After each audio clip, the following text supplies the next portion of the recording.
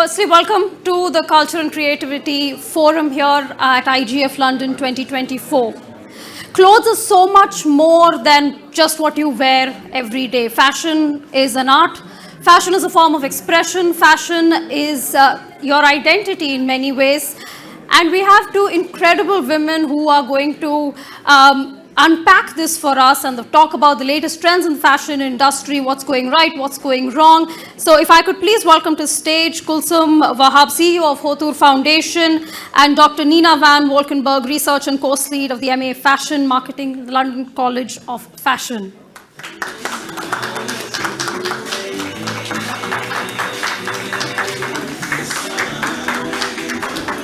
You can walk the ramp up and come.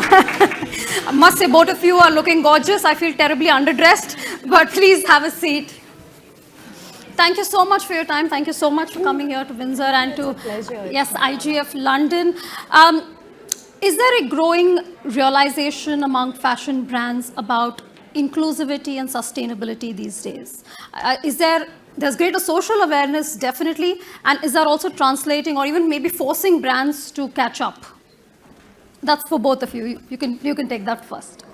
Of course, there is a huge pressure for brands to actually catch up, and I think brands shouldn't get onto that bandwagon. I think you should be true to yourself and what your brand values are instead of following what the trends are and what other brands are doing, because when you get onto that bandwagon, it's just competition, and with competition you just don't you really can't progress in any which way with sales, with even commitment to sustainability, commitment to giving the right product. So I don't think, in my opinion, I never follow that. Heading a brand, I don't follow that at all. Yes, Nina. Well, I work a lot with Gen Zs, so being at London College of Fashion. And now what I've noticed is that it's an expectation. So if a brand is not being sustainable and it's not being inclusive, those Gen Zs, those students, those consumers are going to, there's going to be backlash on social media. And I think what's really interesting in this moment in time is that all of us hold the power. We actually call out those brands. It's not about Vogue calling out those brands anymore. And that's what makes it exciting. Now, inclusivity, body positivity now these days is a huge change from what we would normally see some really skinny models endorsing a product, or the fashion brands were associated with. But slowly you're seeing that change. But do you both feel that a lot more needs to be done? Well, I don't know what you think, but about 5 years ago, there used to be a huge push towards more inclusivity in terms of different body shapes. And I think the past year, there's almost been this kind of pendulum swing back to one size zero, which is a huge problem.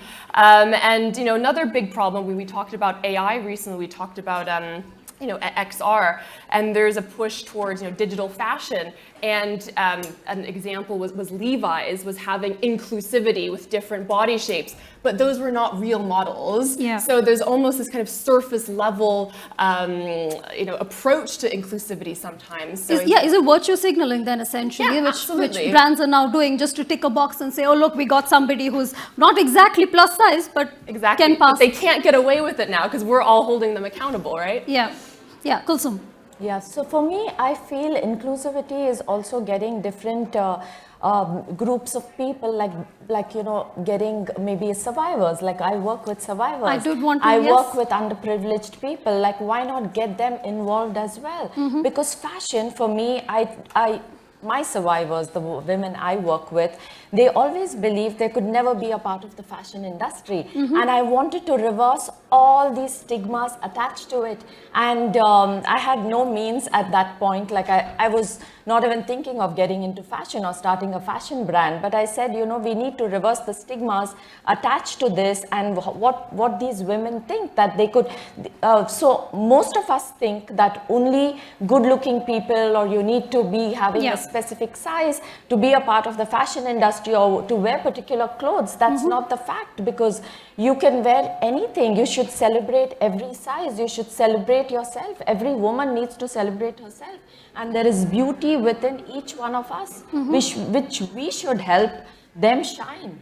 Tell us about the work that you do. You work with acid attack survivors. Just tell us about the reasoning behind that, how it all came to you. You'll be surprised to know because there was no plan to start a fashion brand actually. So this was an initiative born to actually give therapy to survivors. Okay. These were survivors who had no sense of belonging to any community. They didn't have a sense of worthiness. And we started small therapeutic workshops where they used to stitch, maybe create like little bags, maybe make bangles. They started on this note, and then Aral Lumia was born, where they started giving a voice to all acid attack survivors, not only acid attack survivors, but also burn survivors. So this brand was born then, and it gives them empowerment and brings them into mainstream conversations, because now these women are triggering conversations not only in India but also globally, because this is something that we all need to be proud of. Like when you see them celebrated on international platforms. Now, for example, I'm speaking on this platform. There are so many people listening to this because it's like celebrating life for them, celebrating their empowerment. Yeah, but were they initially hesitant when you said, we want to put you in front? Was there an initial hesitation on their part as well? Of course, because these were women who would not speak to me in confidence. And these are women who actually went up on the stage of Theatre Scala in Milan.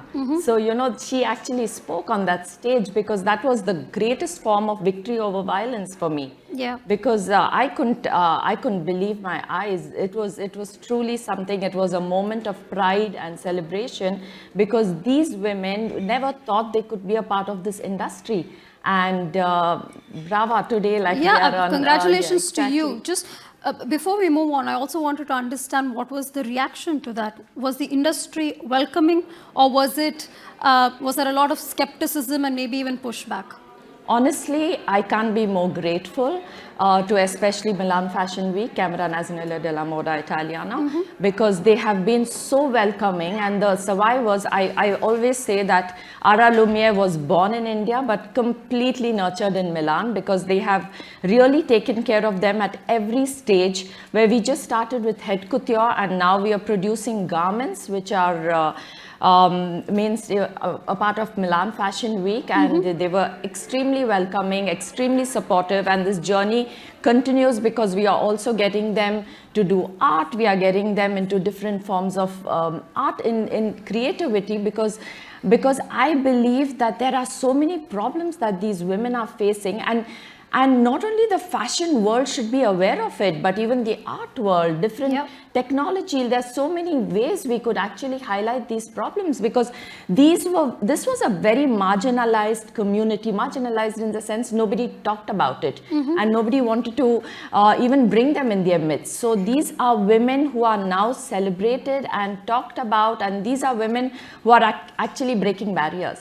Indeed, and I think they must be really grateful to you for having faith in them and giving them that opportunity. We're speaking about fashion being inclusive, but I think a part of fashion also inherently is about being exclusive, right? You want to wear that designer brand that nobody else is wearing. You want to be seen wearing. You don't want to have someone wear exactly what you're wearing.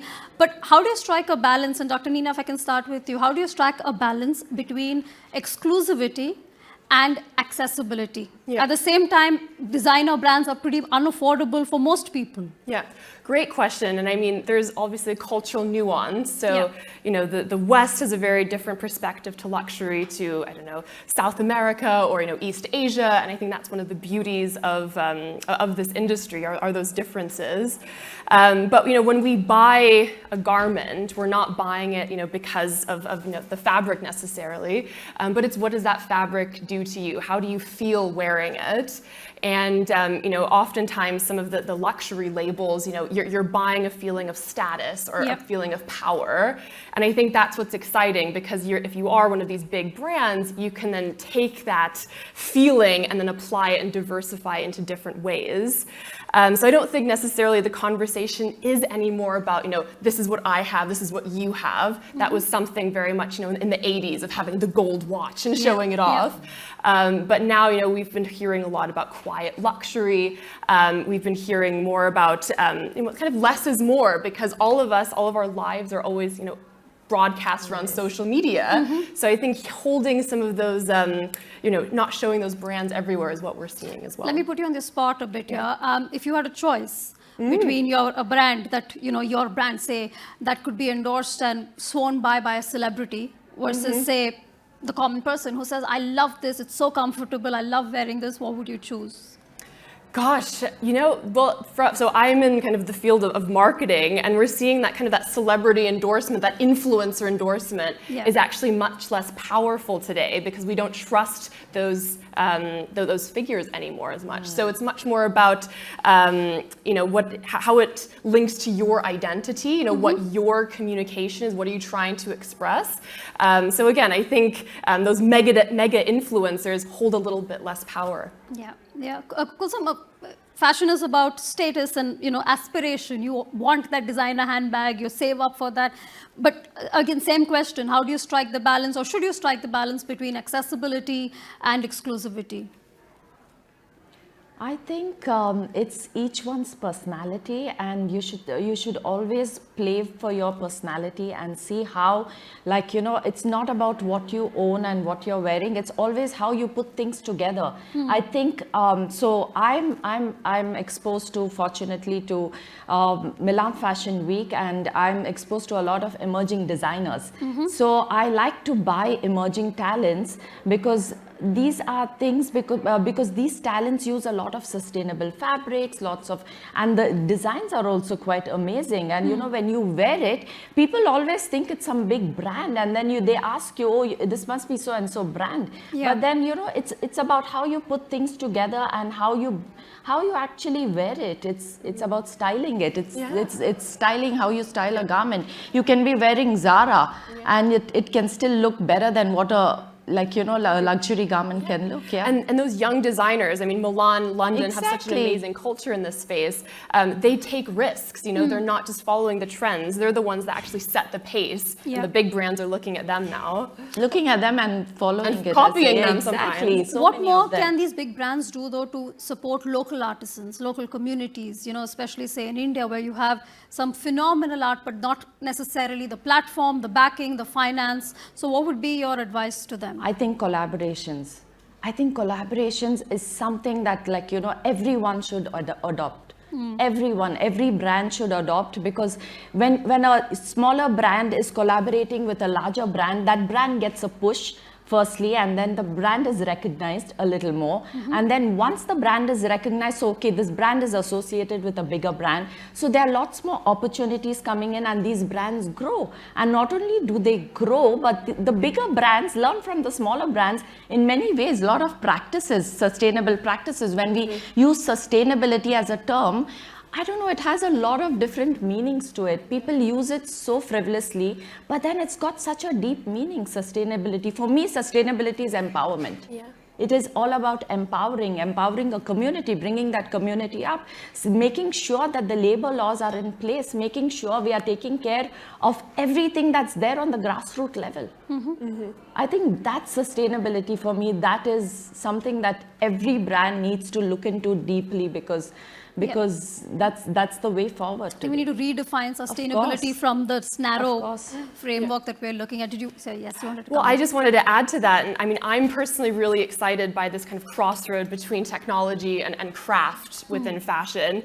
And a lot of brands are starting to integrate digital product passports into their garments. So you have a QR code in this dress, for example, you scan it, and then you get to see that journey of that piece. So, where was the cotton grown? Who are the people that actually created that garment? And, listening to the stories today from all of the creatives, we want to know, whose hands were on these garments. And I think that's a huge opportunity to really celebrate and enhance craft as well, because, somebody in London might not know about the process of, block print or, that's happening in India. Exactly. Yeah. So I think there's a beautiful conversation that can be had, through these emerging technologies as well. And do you think that's going to catch on, though? Yes, I mean, there's such an appetite for it. It's going to grow big because technology integrated garments is the next big thing. Because we were just like, I was just talking about it yesterday, how it's going to be the next big thing. And even with our garments, we have a QR code, Dr. Nina. So when you actually scan that, you know the story of which survivor has made this garment. Wow. And you know what she's been through, how many surgeries she's been through, and what she's been through in her life, and what got her here, and how you are giving her empowerment, and how you're taking care of her life. Yeah. So then the consumer feels very invested in that garment, or they feel like they are not only transforming that woman's life, but they're giving hope to the world. And they will never get rid of that garment either. Of course, like, you know, that's how you create value for fashion. Exactly. Well, it's a fantastic note to end on, the future of fashion, the future of the integration of fashion and technology. And as much as I would have loved to ask some fashion tips, not just for me, but for maybe for everyone in this room, unfortunately, we're completely out of time. But thank you both so very much for joining us this evening. Thank you. Thank you. Yeah.